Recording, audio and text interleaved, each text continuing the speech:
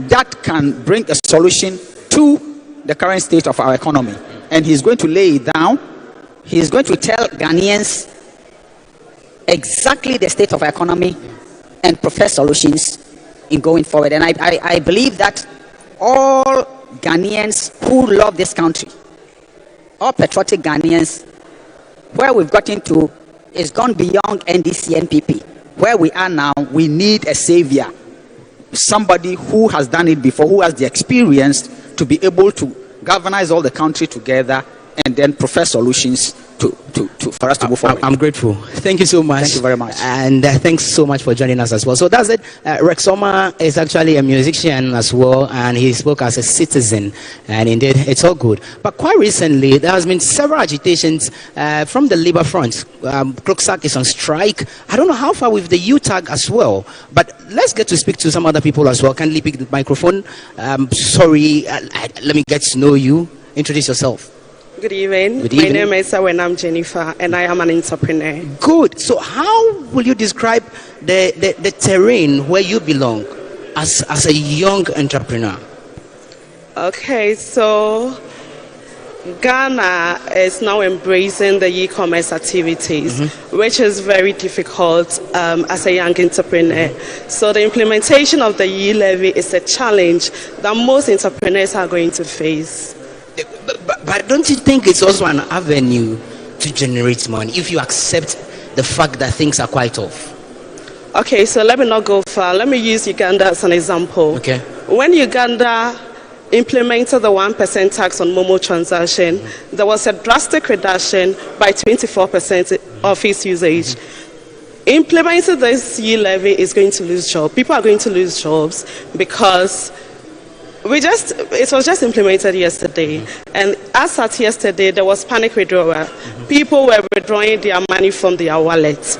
Vendors, or let me say, there was employment by people being vendors as Momo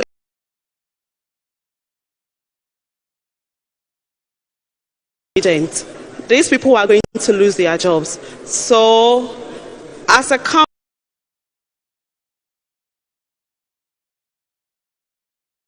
go into not implementations to discourage young people to go into businesses. Again, let me stay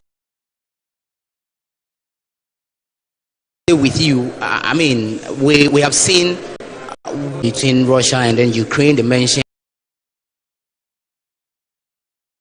COVID-19 as a major setback. Don't you agree with them when they bring this on board? I don't agree, because the online business even took place during the pandemic. When people were home, a lot of people discovered their talent. A lot of people had passion to go into businesses.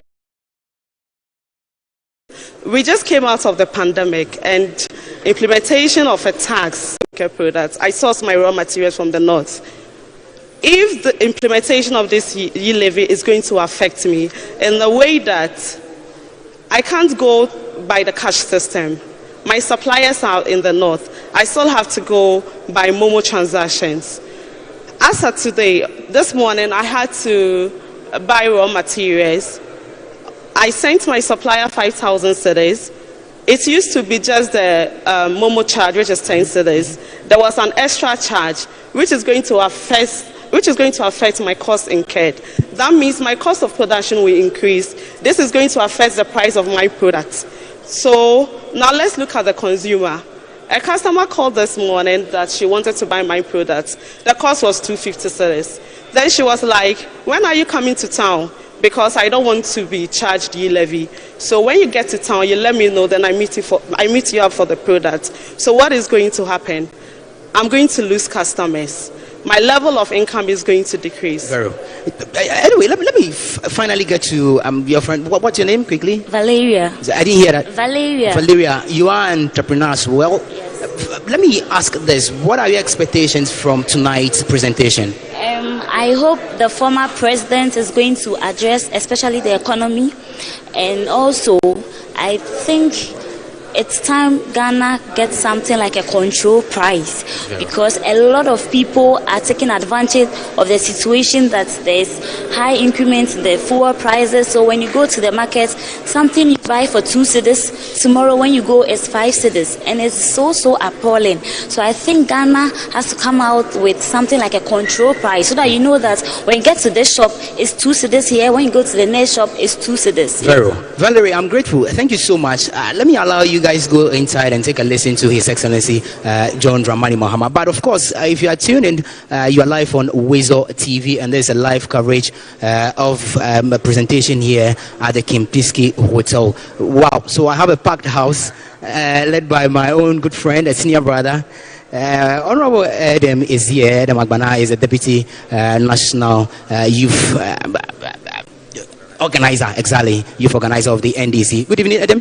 Please pick the microphone.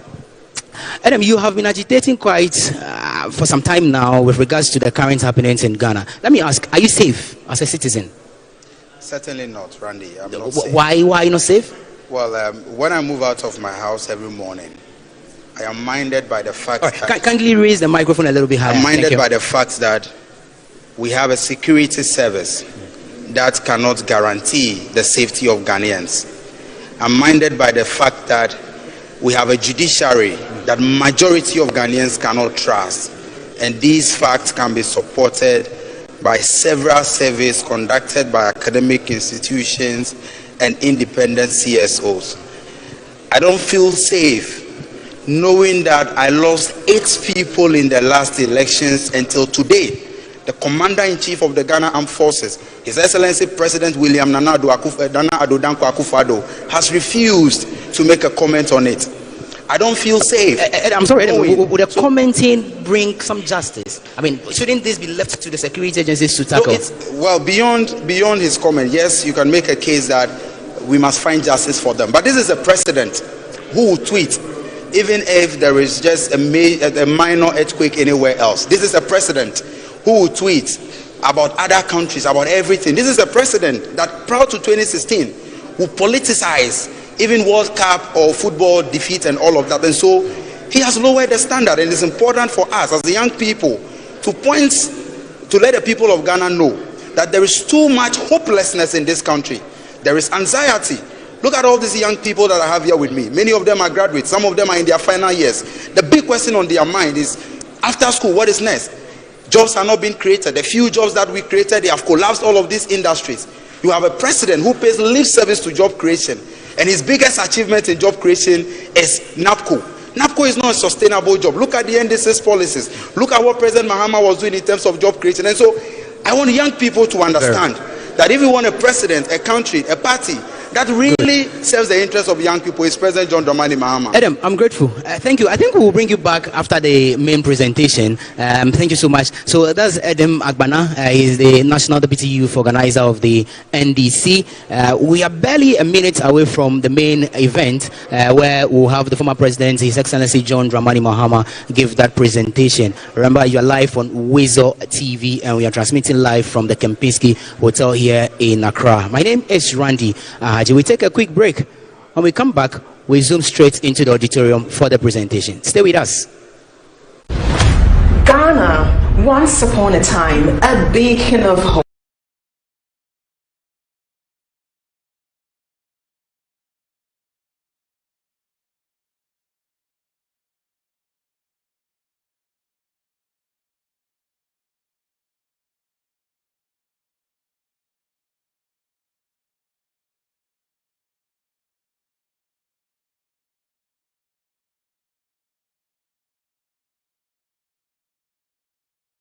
A carefree institutionalization of nepotism, undemocratic actions, insecurity, increasing cost of living. Citizens are wailing.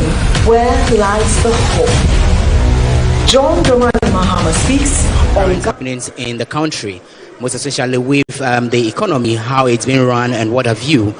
Tonight, we'll have a lot of people to speak on this particular topic as well. Let's get to hear their views and their expectations as far as this evening's important event is concerned. Remember, you are live on Weasel TV, You can as well watch us live on Facebook as well as on YouTube. It is Wezo TV. The name again is Randy Ahaji. Once again, welcome to the live telecast of this mega event. Joining me here is a member of the legal team of the NDC, Council Eduji Tameklo. Let me quickly welcome him. Let me pick some thoughts from him. Like I did mention earlier, we'll be engaging some other people as well, pick their views and expectations as far as the program is concerned. Council, good evening. Kindly pick the microphone and talk to me. Yes, good evening, Eduji. How are you? I'm okay. Finally, I get to see you face to face. You're welcome. Thank you. How is the economy treating you, first of all? Is there any economy? You tell me, I'm asking you, sir. I mean, this economy is gone. Unfortunately, we do not have the kind of leadership that accepts responsibility for their incompetence and for their mismanagement of the economy. We are at a stage where there is a regrettable passing of responsibility either to COVID or to the Russia-Ukraine there's no reality issues. Until I see data suggesting the level of impact of COVID, I would always blame the current state of the economy on the incompetence and mismanagement of the economy by the toxic cocktail of Akufo-Addo and Bawumia and how they have brought all of us here. And that's the true state of affairs. And this position is supported by the country director of the World Bank, Jean Laporte, when he makes the point that prior to COVID, the economy was already in intensive care. Our friends in the MPP have not been able to respond directly to the claim by the World Bank country director. And he makes a very important point. He said government should open up its books and be more transparent to the people of this country. I have never heard a World Bank country director tell government of Ghana more directly what they should do or what they should not do. Now, for the World Bank itself to say that you need to open up your books, you need to open up the economy to a more transparent conversation, what it tells you is that they have uncovered something that you are not telling the people of this country. And these regrettable attempts by the Akufo-Addo Bawumia administration to always globalize their incompetence, we need to resist it. You cannot continue to globalize your incompetence. And that is where they always take refuge in COVID. They take refuge in Ukraine. I am even thinking that this crisis provides us an opportunity to begin to look inward. If the bulk of, say, your rice, sunflower oil is coming from Ukraine, and there is a crisis there, does it not provide leadership the opportunity to look inward, begin to think? But Council, wouldn't you also agree with me that, I mean, the pandemic actually dwindled a lot of economies down, broke a lot of economies down? How different is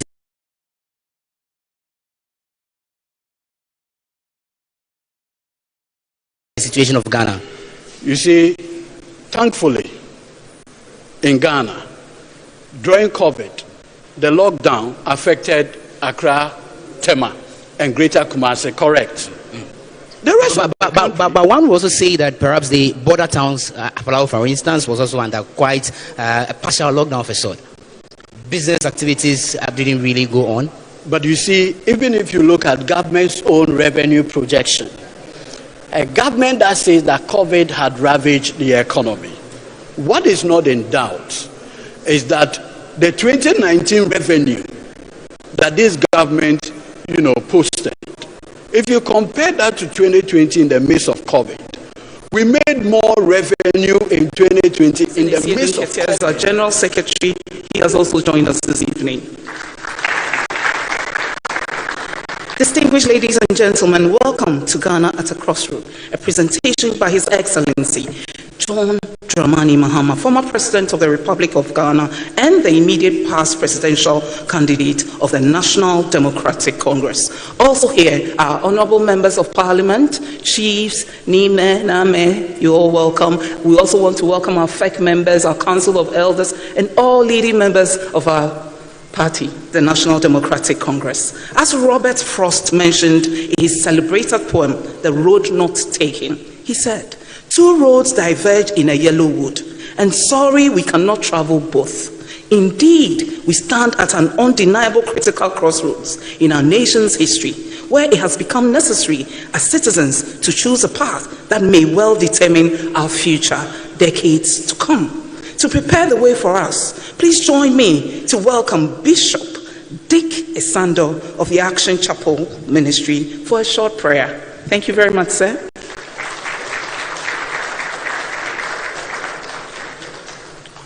Thank you, Your Excellency. With your permission, I will just stand on existing protocols.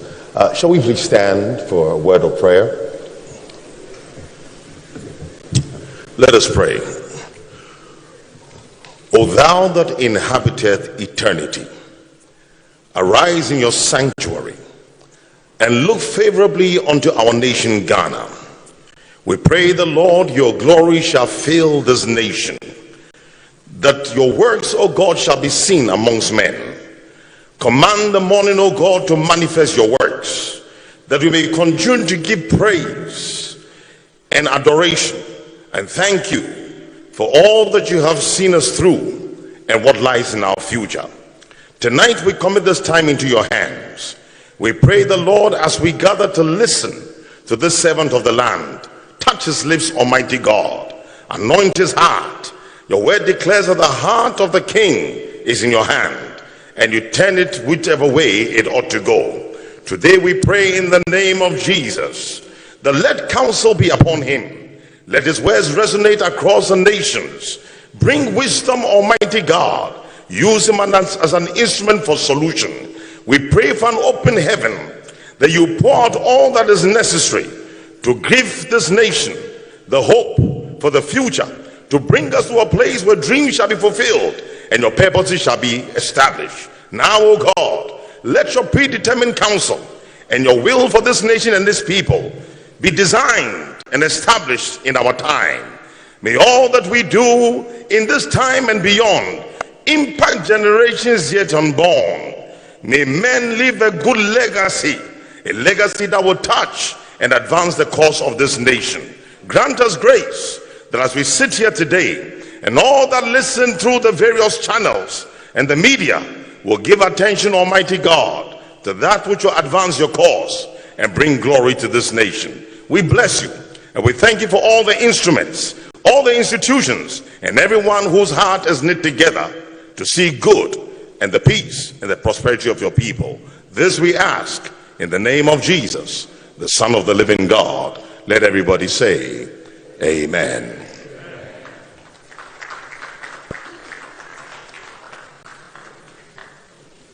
Thank you very much. Bishop Dick Esando is from the Action Chapel International. That was a powerful prayer indeed. The Bible also says in James 5:16b, the prayer of a righteous man is powerful and effective. May our prayers tonight shake the foundations of our nation, and may the Lord hear our cry. Amen. Next, I want to invite to the podium my sister, the special aide to His Excellency John Dramani Mahama, Mrs. Joyce Power Muktari, to do us the honors in introducing the icon for tonight.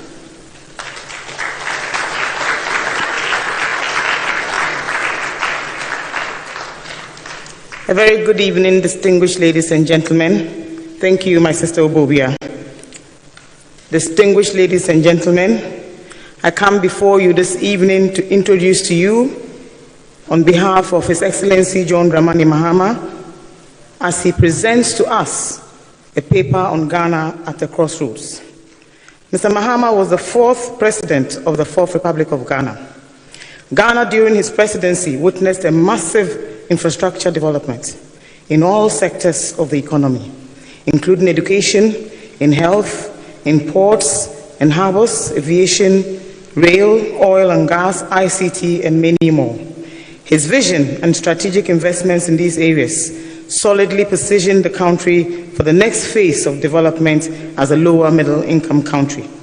Following the unexpected advent of the COVID-19 pandemic, he was humbled and gratified that the sum of his modest contributions, particularly in health, granted us great and crucial and timely interventions in helping rescue our dear country, Ghana.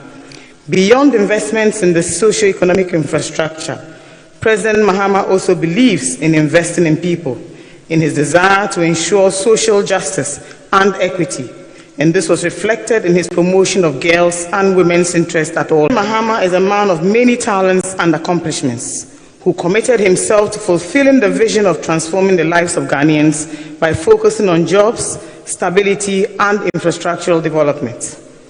My boss will tonight touch on the history of our democracy, the challenges we are all currently facing, and proffer for consideration by the good people of this country of ours some key policy recommendations. Ladies and gentlemen, I present to you the affable, accomplished, development-oriented President John Dramani Mahama. Thank you.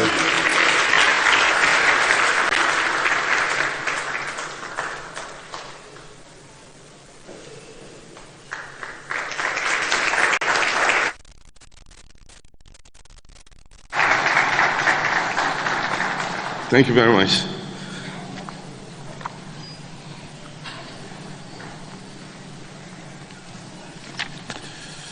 Thank you, and good evening.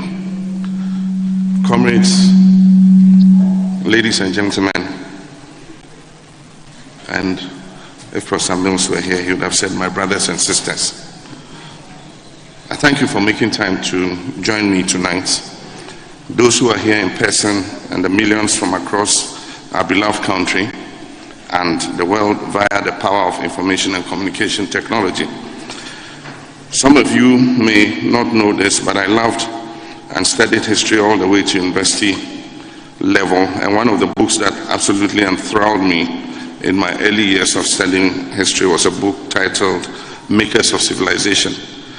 Those of you who are my generation will remember this book. In that book, you'll find many figures from the past, men and women, whose names have been written in letters of gold and who have been immortalized and remembered through the ages. Some of these celebrated historical icons were artists, physicians, engineers, philosophers, military figures, kings, pastors, who changed the world by boldly stepping out and challenging the status quo. Some of these celebrated historical icons broke the bounds in their various nations and were bold to change things. In the spirit of May Day and the celebration of workers, I say I equal to all of us for our continuous contribution to the success of this country and its development. Just like the past, there are many gallant workers of today whose stories would have regaled and inspired us if told. If there was ever any doubt, we know from our history that you are people who make our society and our nation what it is.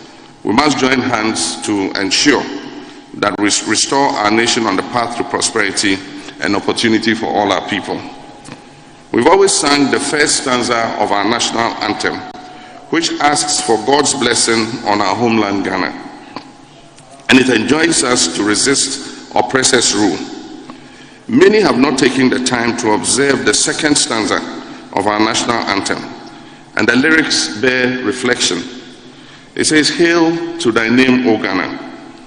To thee we make our solemn vow, steadfast to build together a nation strong in unity, with our gifts of mind and strength of arm, whether night or day, in mist or storm, in every need, whatever the call may be, to serve thee, Ghana, now and forevermore."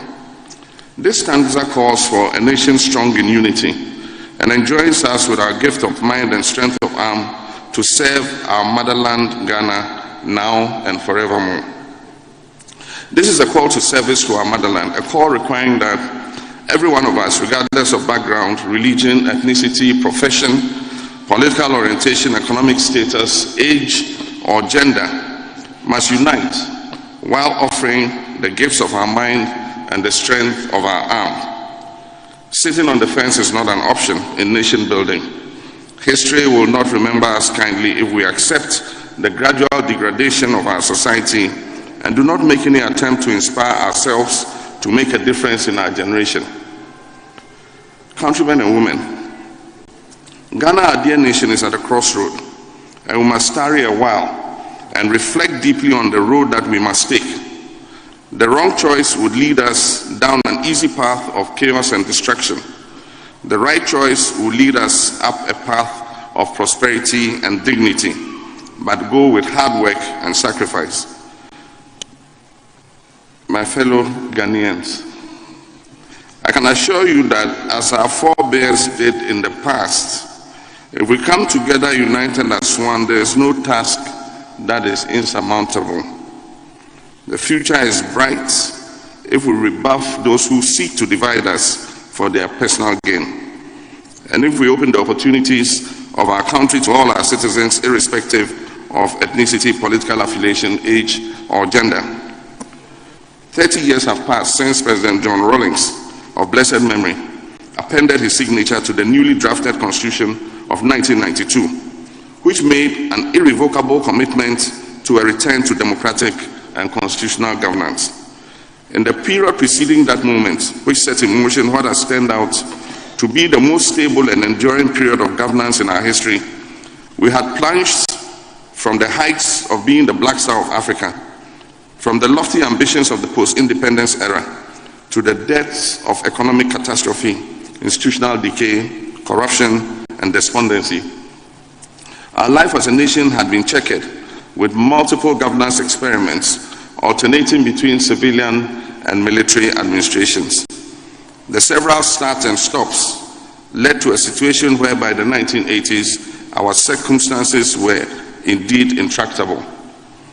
After a decade of stabilization by the then PNDC regime, which involved confronting and overcoming such problems as economic recession, hyperinflation, prolonged droughts, devastating bushfires, shortage of basic commodities, among other serious socioeconomic problems, it became clear enough that the broad masses of the Ghanaian people yearned for a return to democratic governance.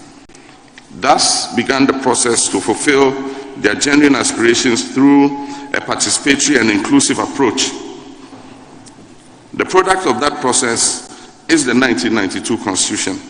It ushered in the Fourth Republic and set us apart from our peers in the sub-region as having perhaps the most advanced democracy in West Africa, and I dare say one of the very best in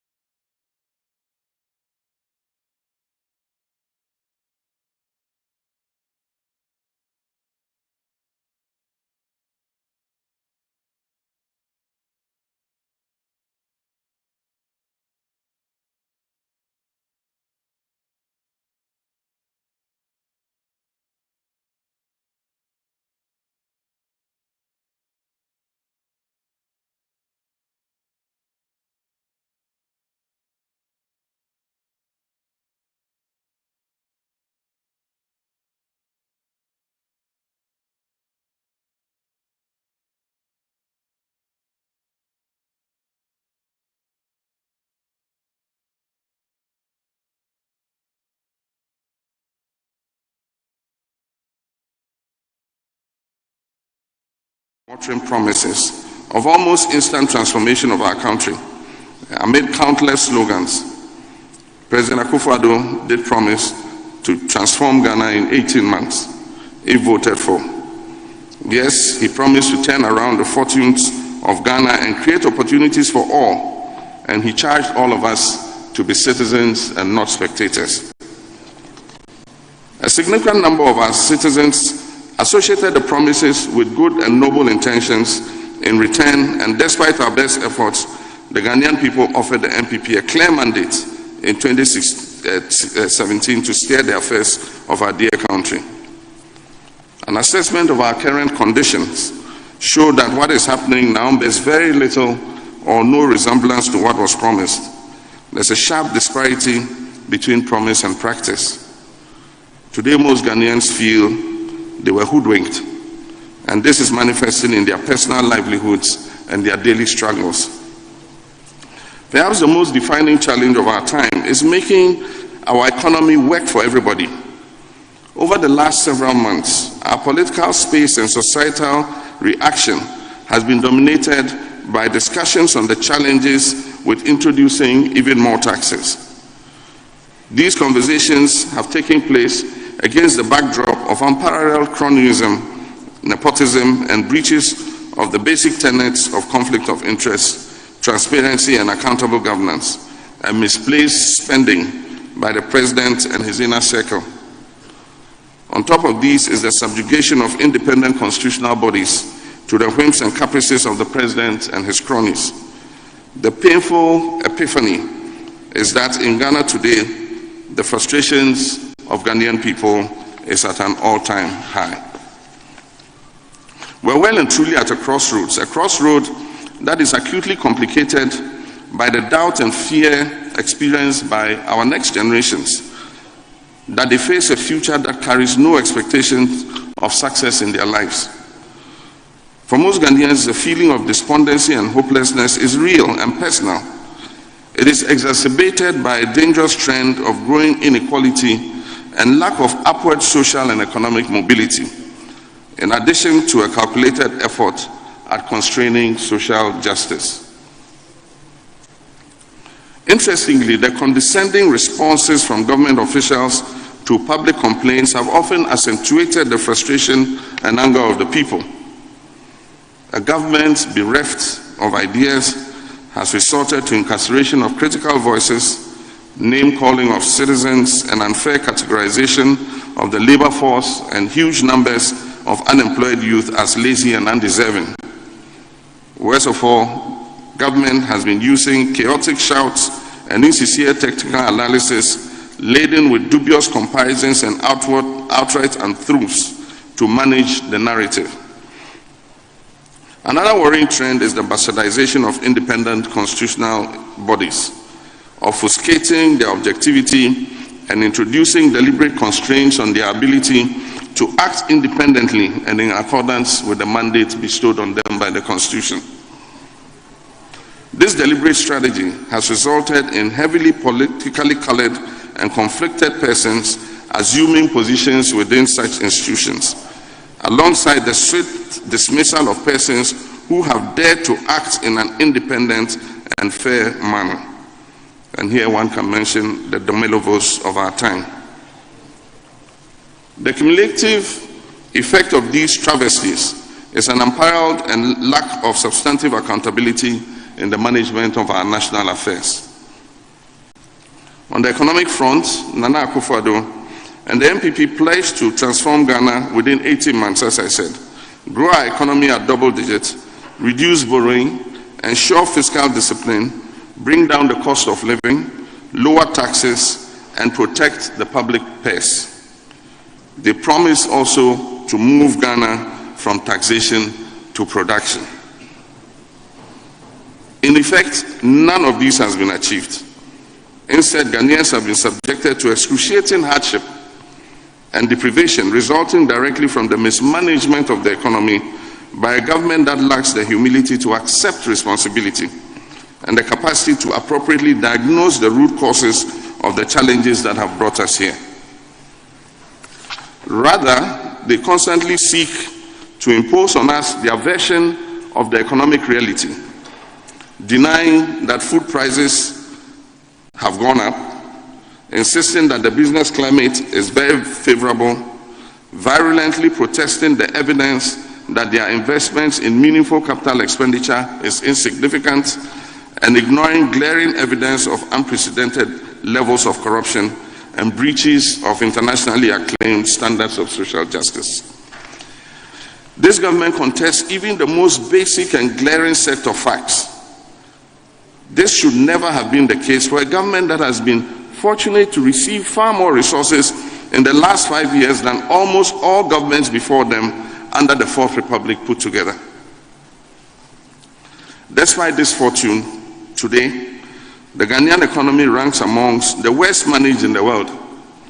It is characterized by unsustainable public debt due to an unprecedented fiscal deficit, comparatively high and still rising inflation, a rapidly depreciating currency, spiraling cost of doing business, ever-rising cost of living, high levels of corruption, abuse of civil and human liberties, and a general loss of investor confidence. Simply put, our country is on the verge of bankruptcy. In spite of the firm promise to reduce borrowing, this government has increased our public debt to almost 380 billion Ghana cedis as of the end of the first quarter of 2022. This is more than 3 times the debt of all governments since the days of Osajifo Dr. Kwame Nkrumah put together up to January 2017. A direct consequence of this astronomical borrowing is that our debt service obligations per annum has increased by 500%, from 10 billion Ghana cedis, which it was in 2016, to about 50 billion Ghana cedis now. We are at a great risk of defaulting on our debt repayments unless something drastic is done. To be clear, despite the heavy politicization of debt by the current administration while in opposition, the real problem we face is not just because of the daunting large size of the debt in terms of value.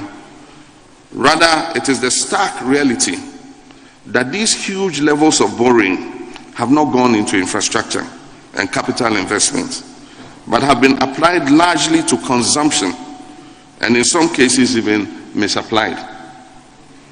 This heavy borrowing has not been met by commensurate and significant improvement in the size of our economy and its productivity to ease repayment of the debts in future.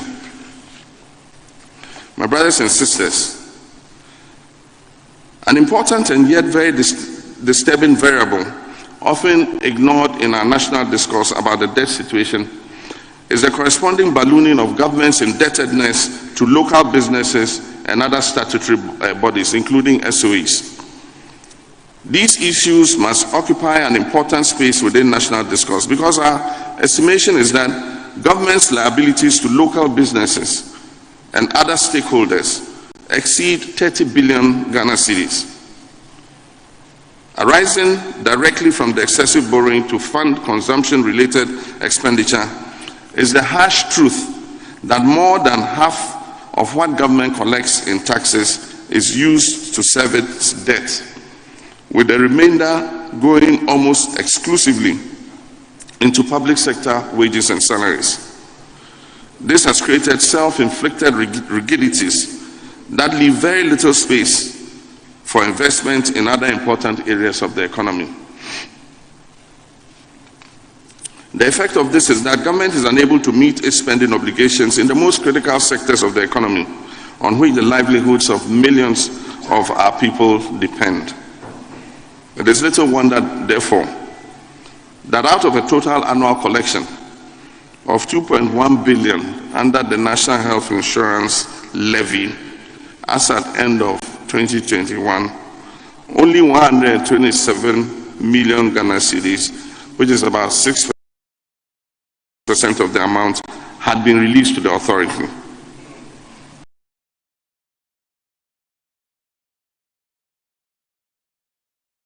This is stifling the ability of healthcare providers in the private and public sector to provide adequate care for the mass of our people. To this administration should have the standard of living of Ghanaians, and we should have recorded major progress as a nation. After inheriting a stable economy that was programmed and poised for rapid growth from early 2017, this government has squandered its way into a ditch from which it has become impossible to emerge without imposing even deeper hardship and suffering on the Ghanaian people. The minimum expectation was that the MPP government will build on the strong foundation that had been bequeathed them and achieve incremental progress over what they met. They have instead carried out a demolition exercise of that foundation and left our economy in quicksand, sinking at an alarming rate. However, now we know that responsibility and prudence are not concepts that appear to be appreciated by this government. As we speak, the cash crunch arising out of the rigidities in the economy is having a devastating toll on almost all sectors of our national life. Let's take the education sector, for instance. At the basic level, capitation grants have been in arrears for nearly a year. Textbooks have not been supplied to basic school pupils for 3 straight years. At the SHS level, lengthy delays in the release of funds have crippled the free SHS program, compelling key stakeholders like CHAS and NAT to issue ultimatums to government. There have been widespread reports of food shortages and nutrition deficient poor quality food in schools across the country. And the academic calendar has become erratic due to non-availability of funds to run the schools. At the tertiary level, UTAG recently just ended a protracted strike action to call on government to honor its commitments on salary rationalization and better conditions of service. The UTAG strike severely undermined teaching and learning on our various campuses. College of Education students have spent more time at home than in school because of the lack of funds, and trainee allowances have been in arrears for several months amidst threats by school authorities to shift the cost of feeding onto students in the absence of timely release of funds by government.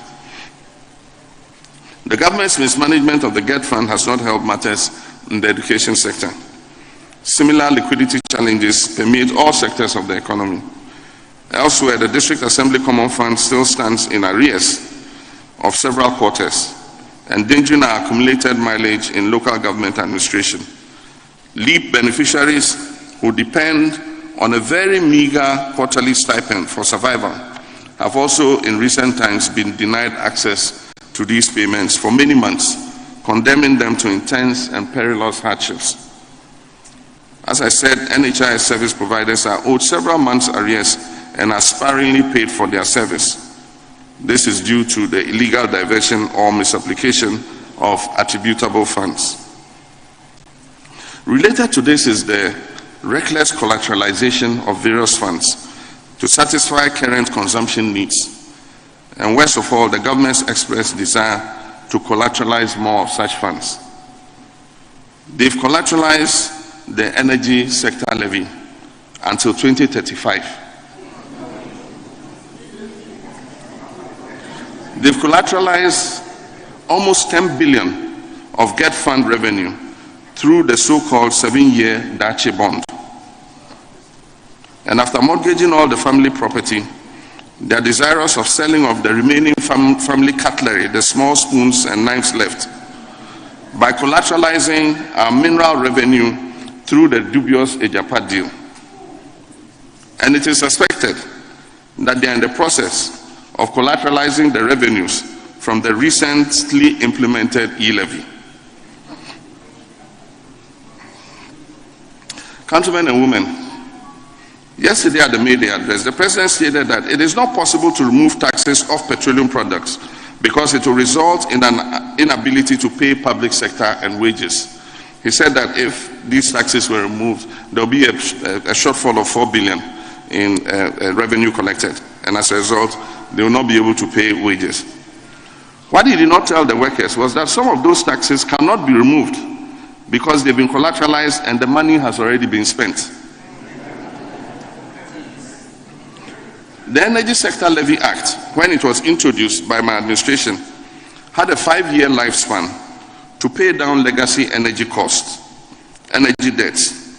Today, ESLA cannot be removed as a part of our petroleum price build-up because this government has spent the money up front and has collateralized it till 2035, as I told you.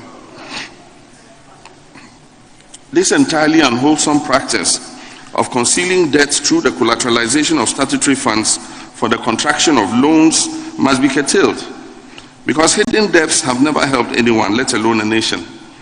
Hidden debts will catch up with you, as it has the effect of increasing the public debt while creating a false sense of security, because those debts ostensibly sit on the books of state-owned enterprises or special purpose vehicles. For example, whereas the Bank of Ghana in its latest summary of economic and financial data pegged our public debt at 351.8 billion Ghana cedis, and therefore stated that we had a debt to GDP ratio of 80.1% at the end of 2021. The actual debt stood at 362 billion Ghana cedis. When you factor into the equation debts sitting in the name of Get Fund, ESLA, and Sino Hydro, they deliberately left this out to give a lower picture, and this is what this government has been doing since they came into office. Thankfully, the strong will of the people, civil society, and the NDC legislators applied the brakes to the Ejapa deal. We must be determined to defeat the Ejapa deal if they resurrect it. This can only be the action of an Ejaboni and not an Ejapa.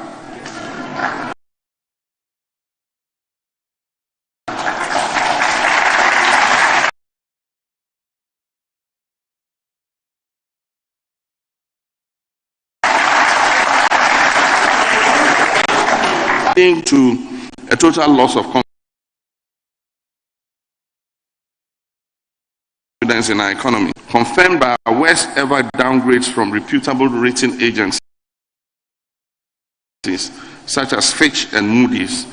We've been shut out of the international bond market since October last year and are set to remain shut out for the whole of 2022 unless the economic outlook improves significantly. The resulting and conflicting messages and outright untruths from government actors has led to significant capital flight by businesses and international actors within our domestic bond market, and has complicated confidence in an already precarious banking sector that suffered the misfortune of the politically motivated collapse of some of our locally owned banks and financial institutions.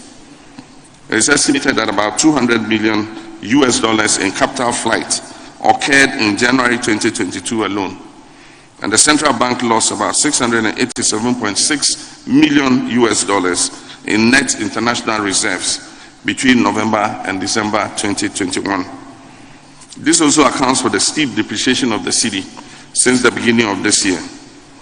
Based on this trend and the absence of a credible and innovative plan to stem its fall, some financial institutions and analysts have projected that the cedi will end 2022 at 8 Ghana cedis or above to the dollar, and almost 10 Ghana cedis or above to the pound sterling, with fuel prices likely to exceed the 10 Ghana cedi mark. Another devastating consequence of the massive fall of the cedi is that it will cause a significant increase in our public debt, even without further borrowing. This also means that debt servicing will increase beyond the budgeted amount and worsen the rigidities that exist in the 2022 budget. Moreover, inflation has risen from 8% in March 2021 to 15.7% in February 2022, and currently to 19.4% in March 2022, the highest ever in 13 years since 2009. There's a genuine concern that inflation could rise even further when the pass-through effect of fuel price increases, among others, starts to take hold. This, coupled with taxes, are fast eroding the disposable incomes of Ghanaian households and has made life simply unbearable for the majority of Ghanaians. Compounding the economic hardships is the ever-looming danger posed by the youth bulge, the unemployment crisis. Data from the Ghana Statistical Service indicates that our nation is not only experiencing a rise in inflation, but also an all-time high unemployment rate of 13.4%. This means millions of young people are wasting away their most productive years in abject disillusionment as the Akufo-Addo-Bawumia government continues to pay lip service to the tragic unemployment menace. Unemployment is leading to social deviance with a significant uptick in armed robbery, kidnapping, fraud, scamming, and ritual murders. Millions of Ghanaian youth with higher education are trapped in the situation of a permanent purgatory with no clear indication that they can obtain gainful employment until before they turn 60 years of age and have to retire from unemployment. No, it's true. You might not be employed till you are 60. And 60 is the constitutional retiring age. So you retire unemployed.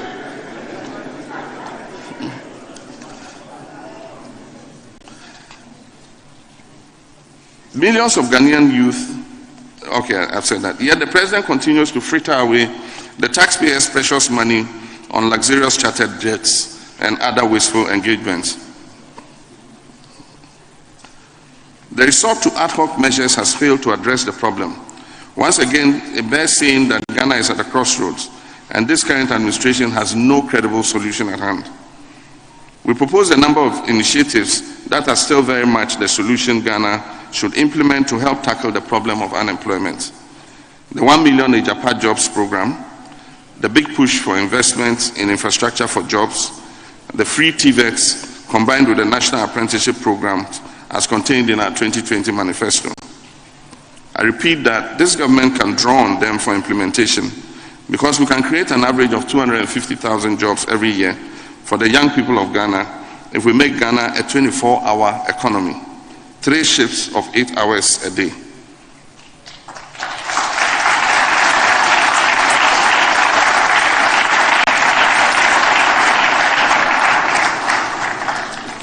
We must, and the NDC will always support the private sector in various forms to enable them grow and expand their earnings and job openings. A stimulus package like that, like what we provided to the pharmaceutical manufacturing companies in the past, must be rolled out to other processing and manufacturing organizations. Our vision behind the establishment of the Ghana Exim Bank and the Ghana Infrastructure Investment Fund should not be lost. In times of anguish and deep national crisis, as we are presently witnessing, a convincing and credible response is required from leadership. The constitutional order we chose for ourselves 3 decades ago has the immutable principle of accountability as one of the most enduring pillars. Accountability requires those who have the privilege to lead to periodically render an account of their stewardship. Since 1993, every president of Ghana, including myself, have delivered the message on the state of the nation to Parliament. It is hugely important for our democracy, which the framers of our constitution envisaged, as the occasion on which the president delivers to the people, the governed, a truthful, principled, and transparent appraisal of the state of the nation, its achievements, and the challenges it faces. This year's rendition of the address took an added significance, given the obvious economic distress and widespread hardship that now pervades our nation. A few weeks ago, President Akufo-Addo performed this constitutional duty, and in view of the challenging economic circumstances that now face the citizenry, especially the poor and vulnerable, we all look forward to an address in which a truthful, objective, and transparent appraisal of the national situation will be presented to the nation. The occasion offered scope and a unique opportunity for the President to address in concrete terms the most pressing concerns of our people in these times and rally the nation for the purpose of extricating our vehicle of state from the ditch into which he has led us. We had hoped that the widespread hardship and suffering that Ghanaians are experiencing in these difficult times will be duly acknowledged, and responsibility will be taken for the arrogant missteps, wrong policy choices, and mismanagement that are mainly responsible for our current situation. Instead, and rather unfortunately, we're fed with the same litany of backpassing, denial, nonchalance that the people of Ghana have been served by this president and his administration over the last 5 years. Nothing is ever their fault.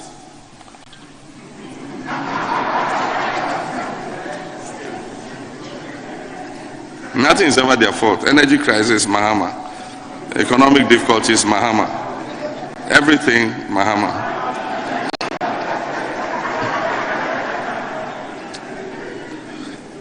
The president's spirited efforts to paint a rosy picture amid national anguish and despair was most disconcerting and gave the clearest indication yet that the president and his government have fallen prey to the phenomenon of gaslighting. You can check gaslighting in your dictionaries. It's a form of dementia.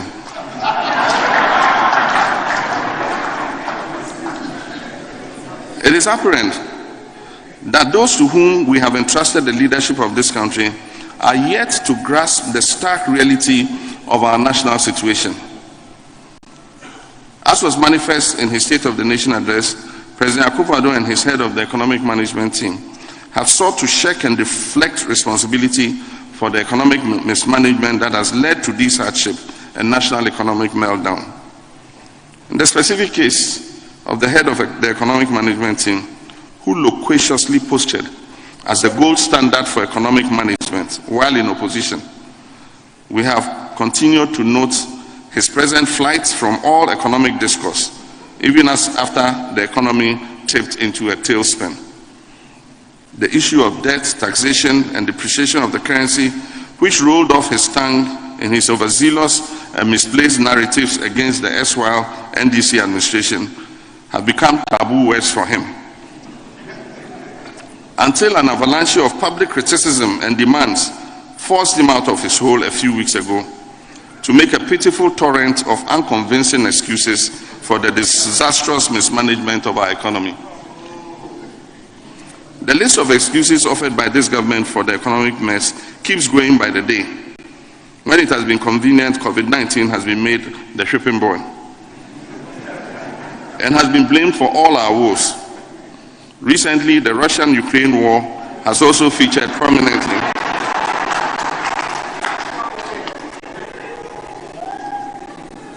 Russia-Ukraine war has also featured prominently on the list of excuses, as have the so-called financial sector cleanup and supposed excess capacity payments in the energy sector. My brothers and sisters, none of these claims are acceptable.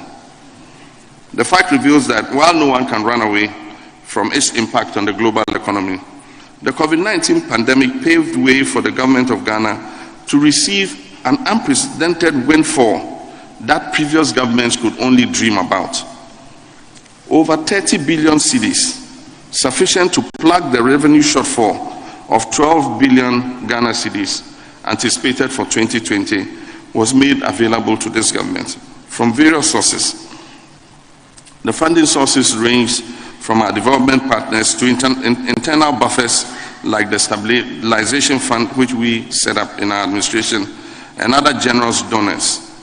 Namely, there was a $1 billion US dollar facility from the IMF. $200 million US dollars was drawn from the Stabilization Fund. 430 million, it's estimated that it was more than that, US dollars was received from the World Bank. Another 400 million US dollars out of the 1 billion US dollar special drawing rights, which was provided to Bank of Ghana, was taken by the government. Over another $100 million from African Development Bank and bilateral partners, and 20 billion Ghana cedis from the Bank of Ghana. Being a pandemic, COVID-19 affected almost every country on earth, including our West African neighbors, with whom we share similar economic characteristics. Yet these neighboring countries such as Cote d'Ivoire, Togo, Benin, Guinea, Nigeria, Liberia, Senegal, and Sierra Leone have emerged from this pandemic comparatively unscathed and with relatively stronger fundamentals as compared to ours. Ghana has incurred and recorded astronomical double-digit budget deficits and huge public debts than our West African peers. Long before COVID, it was evident that the economy was being mismanaged and was heading for a crash. I cautioned against this mismanagement several times. By 2019, our deficit and debt figures had already reached distress levels. This is a fact which was recently corroborated by the World Bank through its country representative in Ghana. Unprofessionally, the real figures were always grossly understated under the guise of appendices, memoranda, below-the-line items in our budget. It is this creative accounting and cooking the books, deliberately done in a bid to conceal the true extent of our economic problems, that has eventually caught up with this administration. Instead of making judicious use of the resources obtained because of COVID to cushion Ghanaian, Akufo-Addo administration saw this windfall as an avenue for wasteful expenditure and a conduit for unmerited electoral success. The people of Ghana demand an independent forensic audit into how the COVID-19 monies were spent.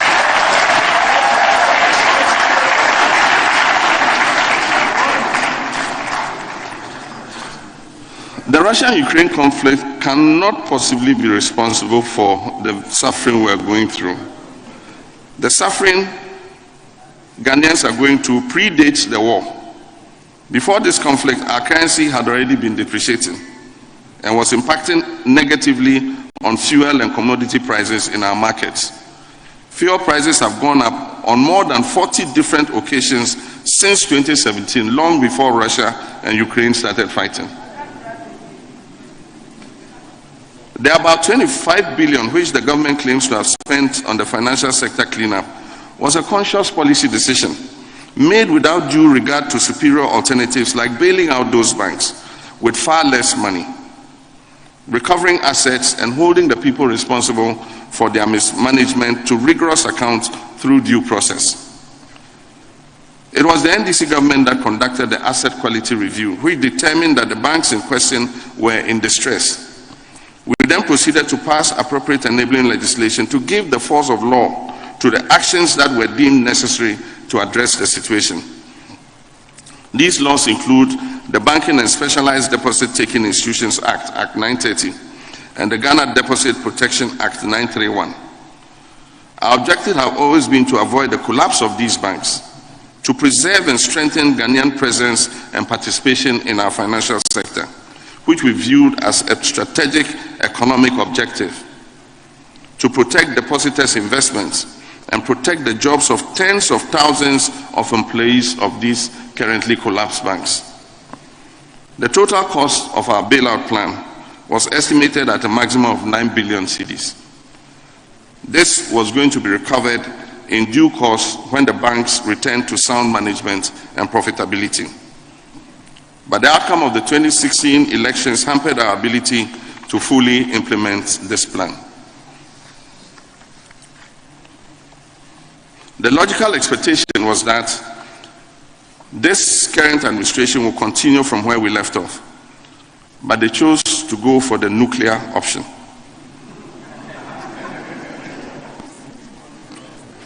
They collapsed indigenous Ghanaian banks, some of which had been built from the hard work of our compatriots, our citizens, and from scratch, and had existed for decades, and strangely, at a cost of 25 billion cedis.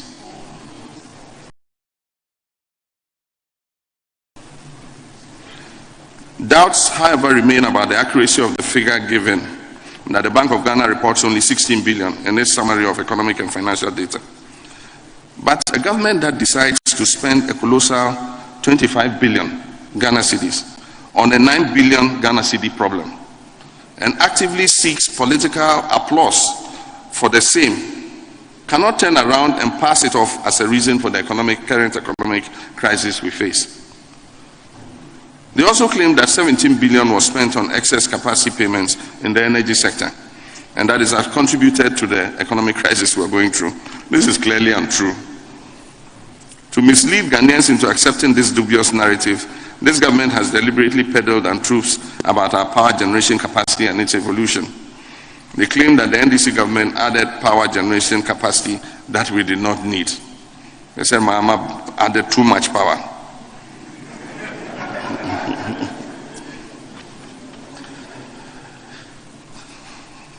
And that we did not need, and that due to take-or-pay clauses in the power contracts, they've been forced to pay $1 billion to independent power producers every year since 2017. The truth is that in the NDC's 2012 manifesto, which formed the basis for our election and mandate to govern from 2013 to 2017, we made a clear promise to ramp up our power generation capacity, which at the time hovered around 2,500 megawatts, to 5,000 megawatts by 2016.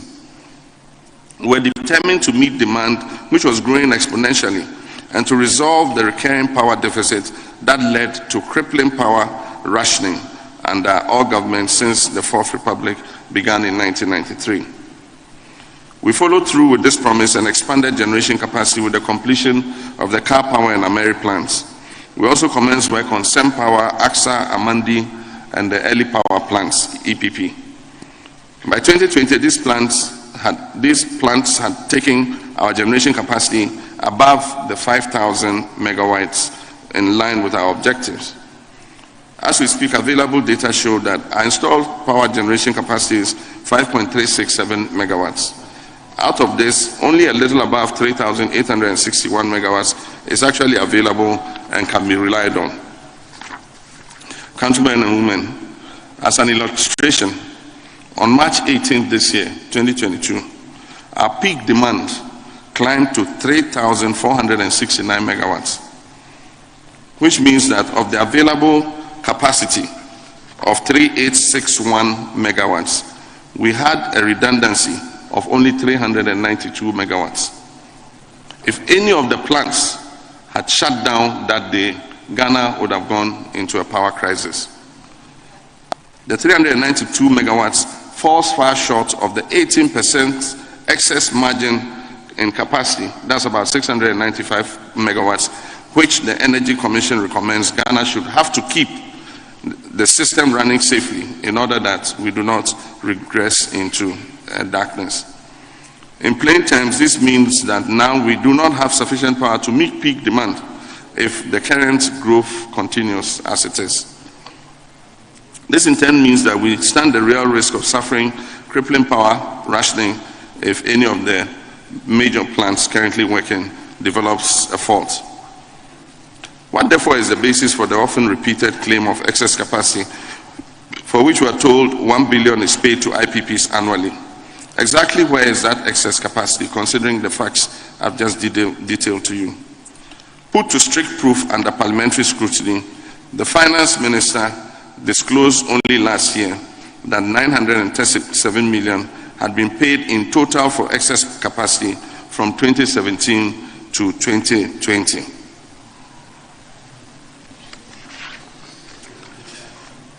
My brothers and sisters, it is the duty of leaders to acknowledge problems, take responsibility, and move swiftly to address them, as I did when confronted with the power challenges in my time. I could also have conveniently blamed the age-old underinvestment in the energy sector, but I was acutely aware that Ghanaians did not elect me to complain and pass blame on to others.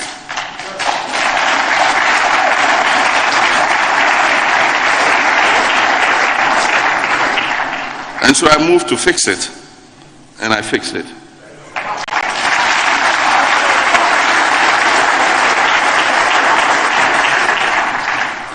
President Akufo-Addo and his head of the economic management team must imbibe this key leadership attribute of taking responsibility, especially in circumstances where overwhelming evidence shows that our present economic dire straits is a direct outcome of their poor economic policy choices and wasteful expenditure. Governments since the Fourth Republic have all invested in digital infrastructure in order to modernize our economy. In my time as president, we laid some of the most extensive kilometers of fiber optic cable in this country. And we further provided 4G LTE wireless broadband in order to bring all parts of our country into the new digital revolution. Through these investments, we have created the opportunity for Ghanaians to enjoy the ease of electronic transactions. Indeed, Ghanaians have taken to the ease of electronic transactions very well. Mobile money payments are used for remittances to parents in the villages. They are used in the markets and supermarkets to pay for groceries. They are used by market women and other traders to replenish their stock, and they are used at filling stations to pay for fuel and services rendered. Internet and electronic banking has made it easier to move money from account to account without the use of checks or cash transfers. This is a positive development for our economy and represents the fastest means of shrinking the informal economy and bringing us all into the formal one. Unfortunately, in the face of this self-inflicted economic catastrophe, this government, against all sound advice, has decided to introduce the e-levy, a regressive tax that heaps more suffering on Ghanaians. Recently, our president was asked in a BBC interview why he was choosing to tax the incomes of Ghanaians in their electronic wallets that had already been taxed. The president's answer was that it is the newest and fastest growing sector of our economy that is not being taxed.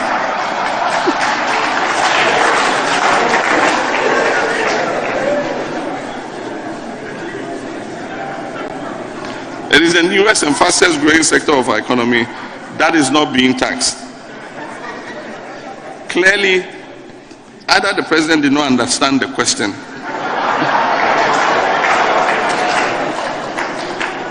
or he is clueless about the regressive nature of the e-levy. Let's say, for example, a worker gets paid in his electronic wallet.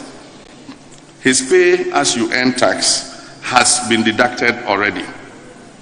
For every transfer or purchase above 100 cedis he makes on his e-wallet, he has to pay an additional 1.5% multiple times anytime he uses his mobile money payment. It will now be tempting for such a person to draw cash from his e-wallet and make those payments for his groceries, his fuel, entertainment, utility bills, all with cash, because then he will avoid paying 1.5% on every payment he makes. The collection of the e-levy began yesterday, and like a slap in the face, it began on May Day, when we are supposed to be celebrating workers. We are celebrating a new tax imposed on them. And already there's a litany of complaints about the implementation. I've heard complaints of transfers of under 100 cedis being subject to tax contrary to the law. And I've heard others say that they sent 1,000 cedis and paid no additional tax. Clearly, the Ghana Revenue Authority and those responsible for this tax were not ready for its implementation. Government's desperation to tax Ghanaians to get this nation out of the hellhole it has dumped us will not succeed, because government's own budget proposals show that the e-levy will not make any significant contribution in resolving our problems, but will exert an adverse toll on the people of Ghana.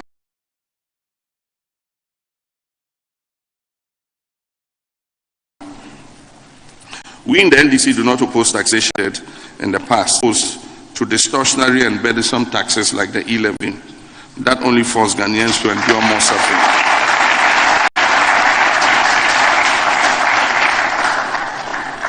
a new National Democratic Congress government, God willing, and with the votes of the sovereign people of Ghana in 2025.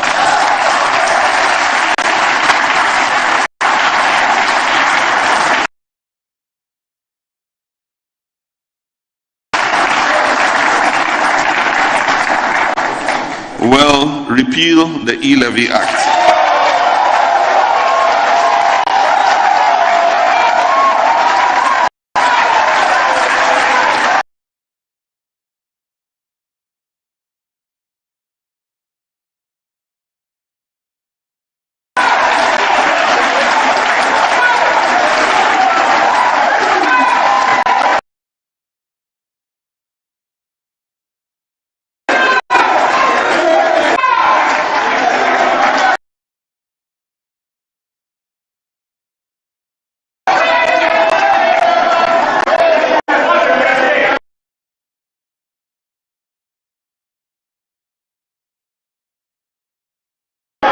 Thank you. Thank you. Thank you.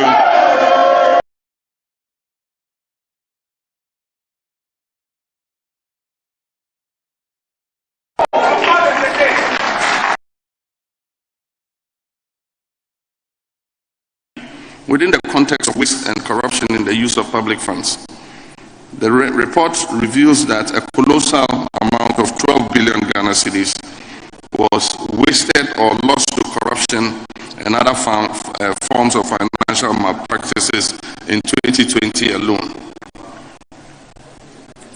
This is twice the amount expected from the unpopular e-levy. It has also recently come to light that our state-owned enterprises made total losses of about 5.3 billion Ghana cedis in 2020.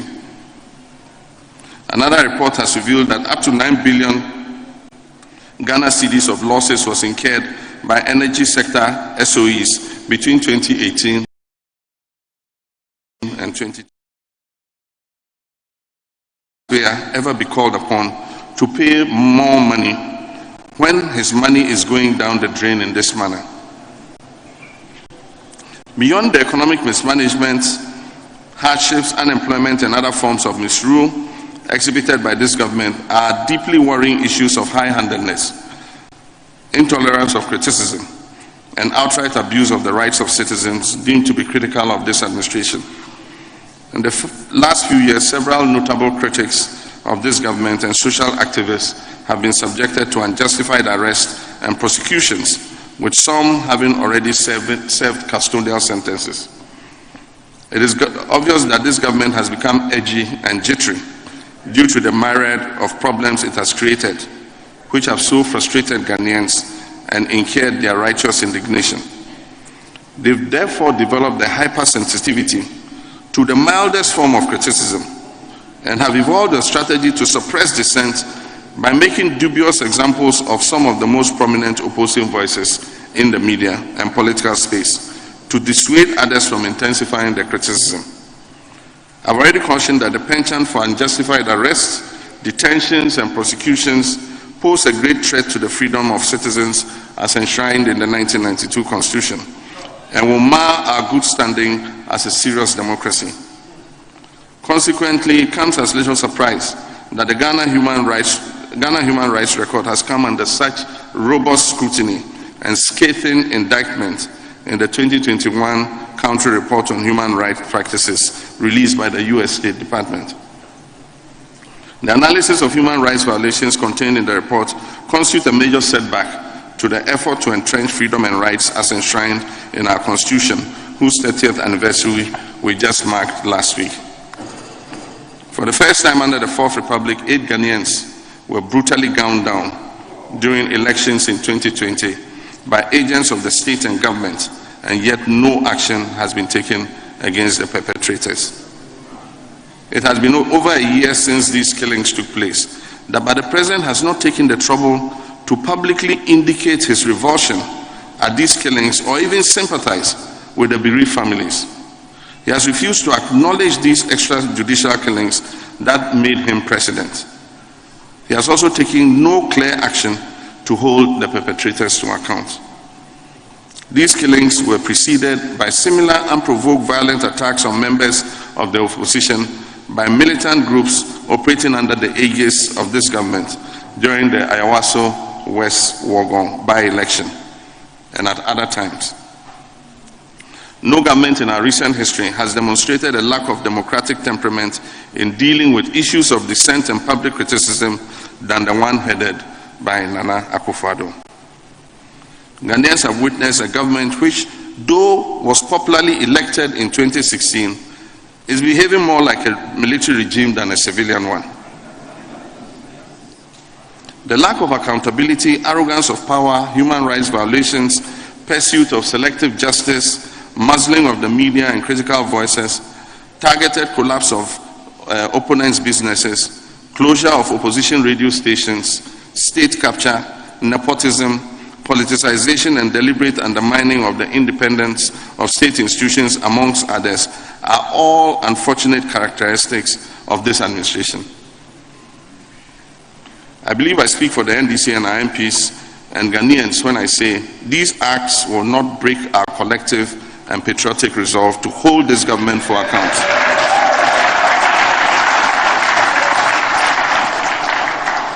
It will not break our collective and patriotic resolve to hold this government to account, no matter how many times they come after us. Suppression of the opposition and critical voices have never kept any government in power beyond what the people of the country themselves can tolerate. It can no longer be hidden that this situation has significantly undermined public confidence and belief of international actors in the neutrality of many state institutions, especially including our judiciary.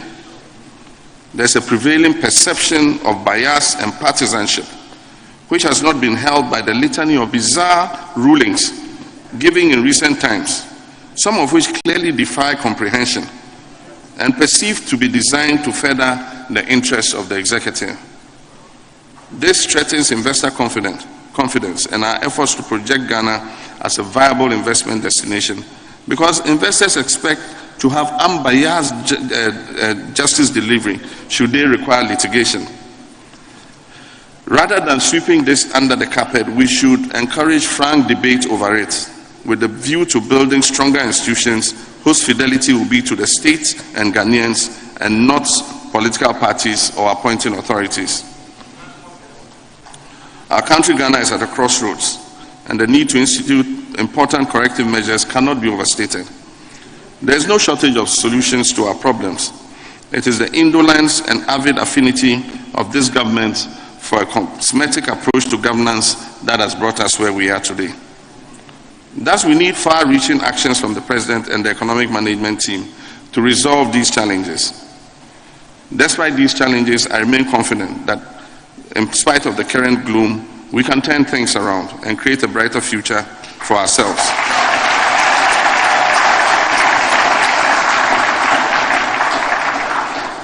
Ghana's best days are still ahead. And some of the alternatives we propose are as follows. Those directly responsible for the economic crisis must bear responsibility, and it is inconceivable that the Minister of Finance remains at post. Having presided over the worst economic meltdown in Ghana's recent history, the President must, as a matter of urgency and without further delay, relieve the Minister of Finance of his position.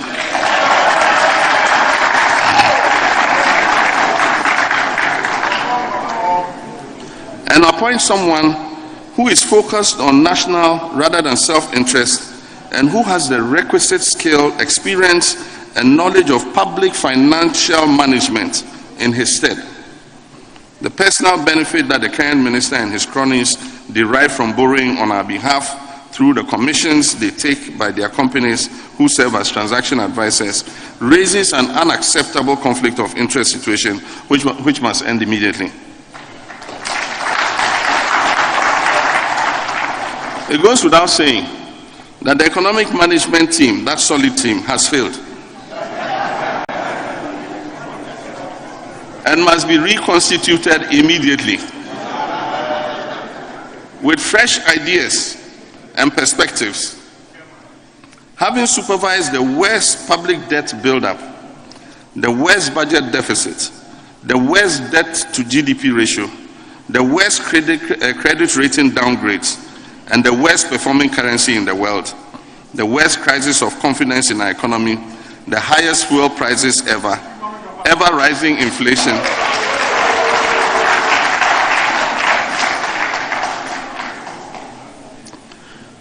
the worst ever rising inflation, unprecedented hardships, etc. The current head of the economic management team has clearly fallen from his ivory tower as a self-styled economic messiah to a poster boy.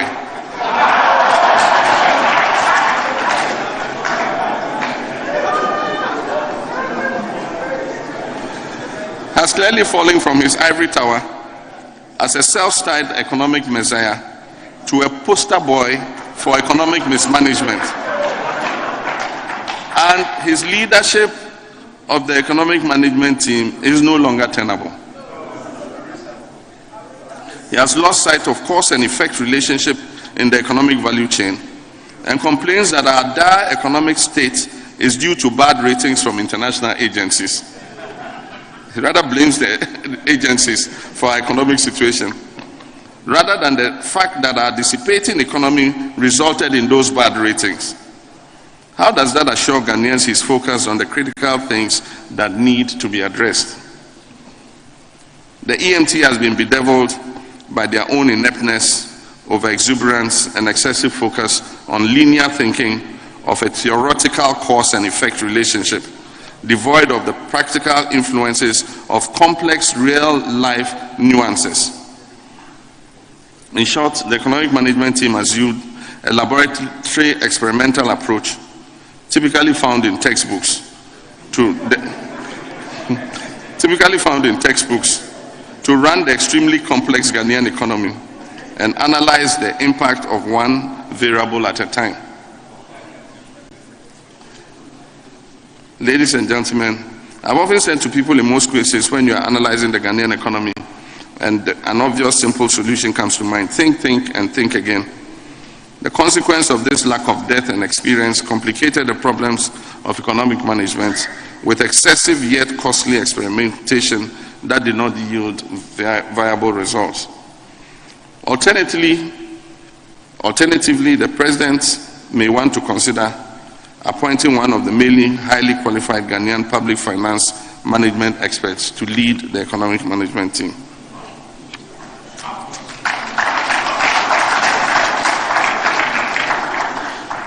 The third one, the President must, as a matter of urgency, reshuffle his cabinet. More than 5 years of an administration without a major cabinet reshuffle has calcified the management of the ministries, departments, and agencies. These MDAs and SOEs have become fiefdoms in which untouchable ministers and heads of agencies are now monarchs of all they survey. Yet they lack the energy, the passion, and ideas to turn these moribund situations around within the MDAs. Fresh ideas are needed. Morale is at a low in these ministries and agencies.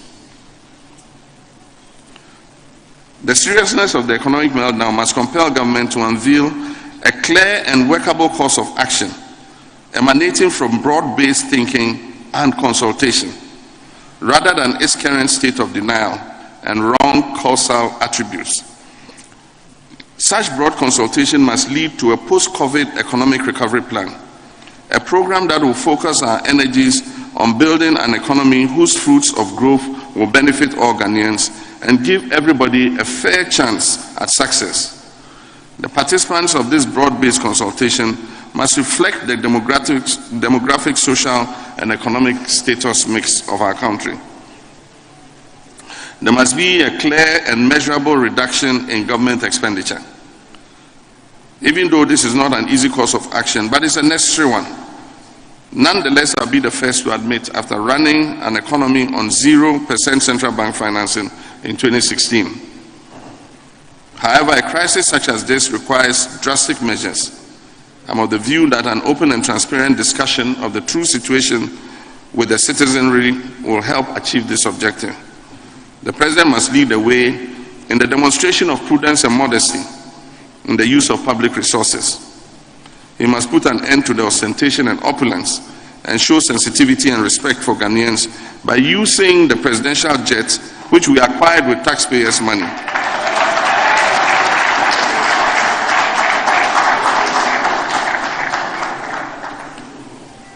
And stop the rental of expensive chartered jets. Only then would he have led by the power of his example, to quote Bill Clinton, to enable Ghanaians to make meaning of the sacrifices he's making to get us out of the doldrums. The extravagance must give way to frugal application of public resources. We cannot live beyond our means and expect not to fall into debt and financial ruin. Related to this, and that's the sixth one, government must drastically cut down and trim down its size, rationalize and bring to reasonable level the pay packages of CEOs of SOEs and other senior public servants and heads of state organizations. The time has come to look at the practice of providing free utilities and allowances such as inconvenience allowance, entertainment allowance, and such other innovative allowances that are crafted just as income enhancers. The practice of setting up amorphous and poorly structured public agencies to run one-off ad hoc policies must also stop, and those already created must be merged with the more established and time-tested agencies already carrying out similar functions to curtail the needless duplication and waste. There must be a real effort to plug the loopholes that facilitate the unconscionable loss of public funds incurred through financial practices, as revealed by the Auditor General's report. Government must limit borrowing significantly. If we all agree that we are in an economic abyss, submerged under the suffocating weight of unsustainably high levels of debt and are at a risk of default, then the wisest thing to do is to limit borrowing. Government must, as a matter of urgency, issue a moratorium on all non-concessional borrowing to avoid an increase in our public debt. After the issuance of this moratorium, the dithering must stop and very urgent action must be taken to confront the debt problem. The stark reality is that in our current situation, it is just not possible to be servicing our debt at the present levels and have any significant resources left over to meet critical expenditure obligations. It is obvious that this government has no plan on how to handle the debt crisis. I note that government refused to take advantage of the Debt Service Suspension Initiative, commonly called DSSI, and the Common Platform for Debt Treatment beyond DSSI, because of the peculiar nature of Ghana's debt profile, where only about 20% is formed by multilateral and bilateral debt. The bulk of our debt is from the international credit market and other commercial lenders, with default triggers related to bilateral and multilateral reprieves. Government clearly has two options open. The bulk of our debt is from international credit market and other commercial borrowers with default triggers related. It's easier related to bilateral and multilateral reprieves. Government clearly has two options open to it. The first will be to open a discussion with the multilateral finance partners and our creditors on a debt restructuring program, which will ease our debt burden and create some fiscal space to allow expenditure in critical sectors of the economy that are currently starved of funds. Rationalizing and enforcing strict compliance of our tax laws in areas such as the extractive sector, including a pragmatic legislation of the tax exemptions regime, can help improve resource flows. For example, a simple insistence that mining companies relay their export revenues into Ghana as per the relevant laws, rather than keeping such funds offshore, as is the current case, can help exchange rate stability. We must achieve a national consensus on these alternatives and take proactive steps as soon as possible. The longer we tarry, the worse the situation will get. While implementing these measures, government must adequately signal to the international finance providers a clear effort at meeting future obligations. Government must commit to using some of the windfalls that we earned from the recent rise in crude oil prices to revitalize the sinking fund that we left them in anticipation of future debt servicing. We estimate that the hikes in crude oil price will translate into an about 3 billion Ghana cedis, or about $550 million windfall for government this year. Part of this money must go into the sinking fund to build buffers for repayment of the 2025 maturing bonds. We must also take immediate steps to restore credibility to the management of the economy. A contributing factor to the plummeting of investor confidence in our economy is the practice of underreporting and concealment of key economic indices like the budget deficit, public debt, and net international reserves. For instance, the Bank of Ghana must stop adding the proceeds of our Heritage Fund and other encumbered funds like Eurobond proceeds to our net international reserves to create a false sense that we have more buffers than we actually do. National data and economic indices should be a matter of fact and not subject to needless debate and contention. We cannot be debating the factual level of debt reserves, inflation, kilometers of roads constructed, whether they go from here to China, the number of schools and hospitals built, and whether capex investments should include KVIPs, metric tonnage produced of food items. Ministers must not be contesting reports and data furnished to the public from their own outfits, and should not be comparing indices generated from rebase figures to figures prior to the rebasing. In effect, government data must be transparent and must give a true picture at all times of our national situation. In addition, government must clarify reports which are rife in the investment community that it tends to use the heritage funds held in the United States as collateral to raise a $2 billion loan from a consortium of banks. We wish to serve notice that if this turns out to be true, we in the NDC will oppose it vigorously in the same way that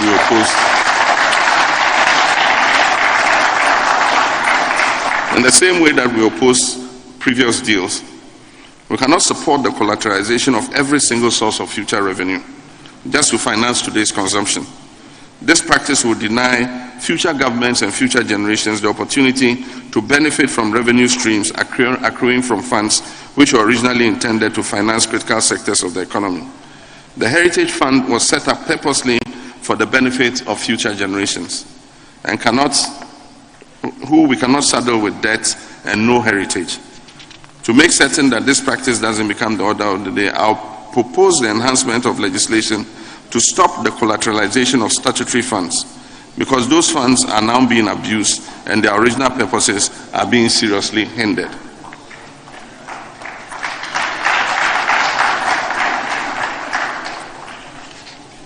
It is obvious that the assumptions underlying the projections in the 2022 budget, especially regarding revenue, are overambitious and are unlikely to be achieved, considering all that has transpired since the presentation of the budget.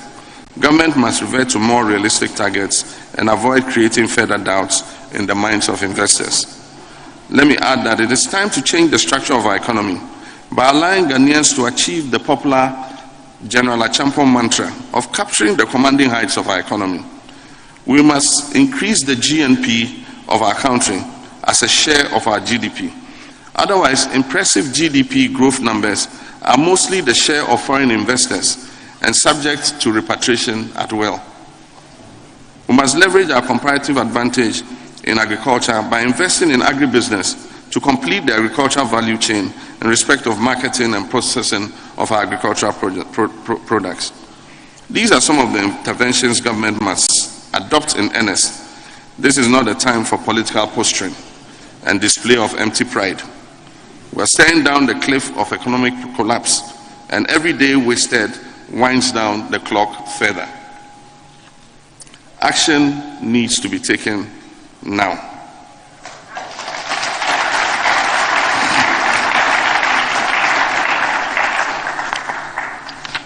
And I'm almost done. My brothers and sisters, I think I've delivered a 3-hour State of the Nation address before. So this is not too bad. We're just going to 1.5 hours. My brothers and sisters, aside reversing the economic decay, I wish to emphasize the need to reweave our social fabric, which is bursting at the seams now. It threatens national cohesion and our democracy as well. The despair and disenchantment that the economic and social problems have created within our people cannot and should not be underestimated. There are many in our country today who question the relevance and usefulness of the democratic path we charted 30 years ago. They see too little progress or hope to convince them that democracy of the sort we are practicing is worth the effort. I'm an unrepentant believer in democracy, and I hold that it is the only viable path to nation building. Disruption of the constitutional order cannot be an option and would rather worsen a dire situation.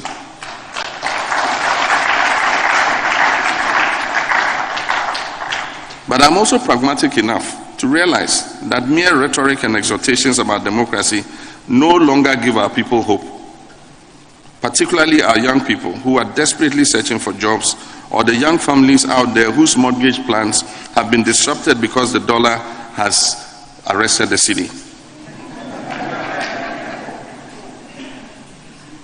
What threatens them must threaten us and jolt us into finding solutions. Of course, I know they also have a responsibility as citizens towards national development, but I also appreciate from my interactions with them that they do not expect government to solve all their problems. They are not unreasonable. Therefore, we as political leaders must demonstrate through our deeds that the struggle to restore democratic rule those 3 decades ago and the flame of hope that was lit in our people has not been in vain. We must restore their confidence in the democratic path. We can if we carry out extensive reforms in our political and governance systems and deliver the goods and services that they yearn for. This is the way to go so that even in times of crisis, they still see a silver lining at the edge of the clouds and can wait out the hard times, assured that effective and responsive leadership will work in their best interest. The political elite in Ghana are taking Ghanaians for granted and are governing and using resources in a manner that suggests personal benefit rather than national collective benefit. Under no circumstances must personal benefit override national benefit.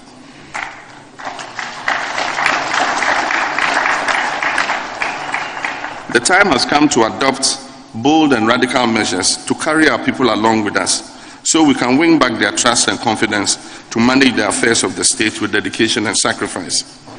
After 30 years of operation, the young people of Ghana expect us to carry out a comprehensive review of our constitution and governance system. They expect a strengthened fight against corruption and waste. They expect modesty and frugality on the part of our leaders. They expect humility and respect from those who lead us. In the meantime, this current administration must show commitment to building genuine consensus on the matters that concern Ghanaians the most and rally their support around a common national cause. I'm ready to support this national goal with patriotic zeal. The President must show leadership and take urgent steps at this crossroads to end the dangerous levels of inequality and polarization we see in this country. To do this, let him respect the rights of all citizens and refrain from the intimidation of the media through hostility and needless arrest of critical voices. Let him end the politically motivated witch hunts of leading opposition voices. For emphasis, President Akufo-Addo and his Vice President must demonstrate a commitment to the fight against corruption by prosecuting his officials, many of whom have been accused of being engaged in corrupt acts, and disarm and stand down his militants that he has drafted into the security agencies. On the security front, this government must weed out the rogue elements it has drafted into the security agencies because they constitute a major threat to the safety of our country, including recent robbing of bullion vans at gunpoint. Let the Attorney General prosecute the killers of the 8 innocent Ghanaians who were killed during the 2020 elections, as well as the perpetrators of the Awasu West Wogon violence. Let the President be interested in his Attorney General securing justice for Ahmed Swali, the journalist who was killed in cold blood for simply doing his work.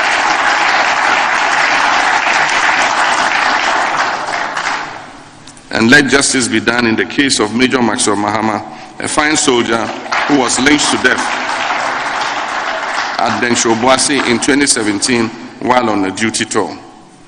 These are some measures that can begin to set the tone for a genuine dialogue on building national cohesion and consensus, and bring an end to the dangerous levels of polarization and discontent that we see and feel around us. There is not a single example of any country in this world where repression of the opposition and dissenting voices or bad governance kept any party or leader in power forever. Eventually, change will come.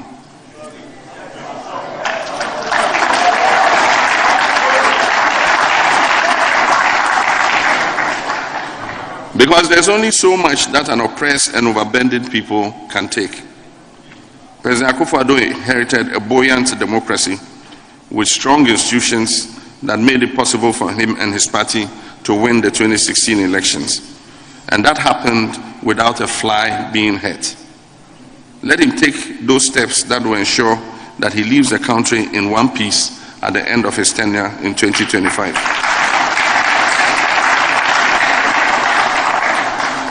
At this moment, this government has lost its way and seems ill-suited to govern. As I said, Ghana is at a crossroads. The state of our nation is dire and crisis-ridden. But in the last few weeks, happenings in the football arena have taught us what can happen if we change course and do the right thing. This lesson came in the shape of our gallant Black Stars, who secured qualification to the 2022 World Cup by defeating a much-fancied and vaunted rival. Our Black Stars were dismissed, vilified, and disparaged after their poor showing at the 2021 AFCON in Cameroon, probably their worst performance ever. The management of the team effected badly needed changes, which provided a new sense of purpose and direction, the culmination of which was the qualification to the Qatar World Cup in 2022. Today, that qualification has provided a glimmer of hope on a very gloomy national horizon. Congratulations once again to the gallant Black Stars. My prayers and support will always be with you. The Black Stars' journey to Qatar 2022 provides useful lessons on which we can model responses to the socio-economic disaster that faces us today. If a team written off by pundits can reinvent itself, work together under the right leadership, and attain international glory, then the answers to our present woes are not far-fetched. They are within us to achieve.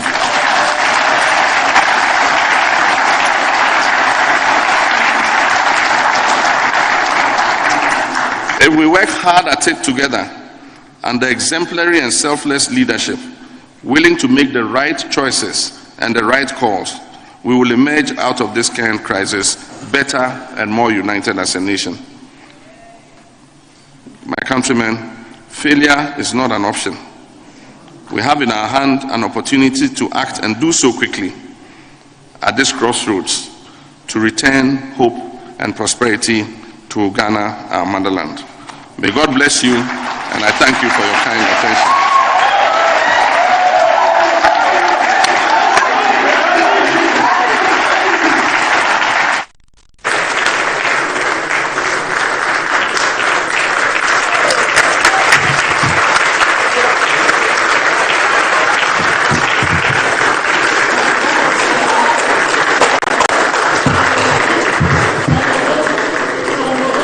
Can we do it again?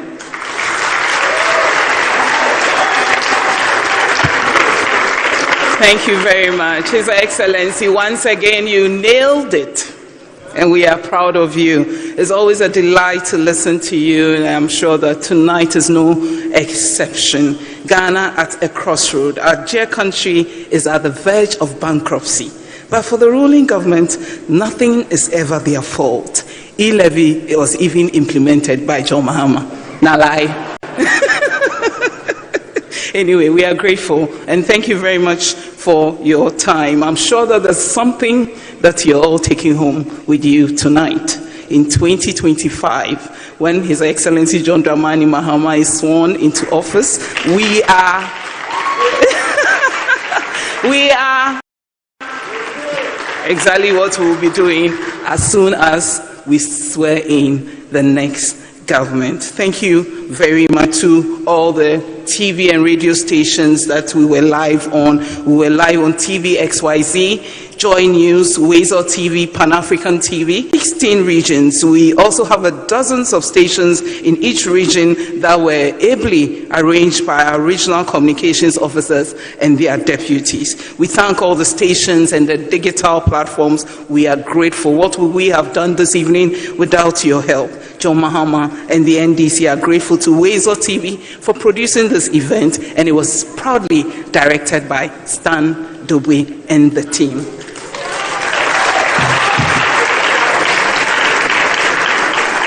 Before we leave here, let me acknowledge some of our senior comrades, including our party's Council of Elders, our National Chairman, General Secretary, members of FEC, regional chairmen, members of our various regional executive committees, members of parliament, former appointees of the NDC administrations. Professor Kwesi Boche is a former Minister for Finance. He joined us this evening. Thank you very much, sir. We are grateful for your presence. Mr. Edward Annan is a senior member of our party. He also joined us this evening.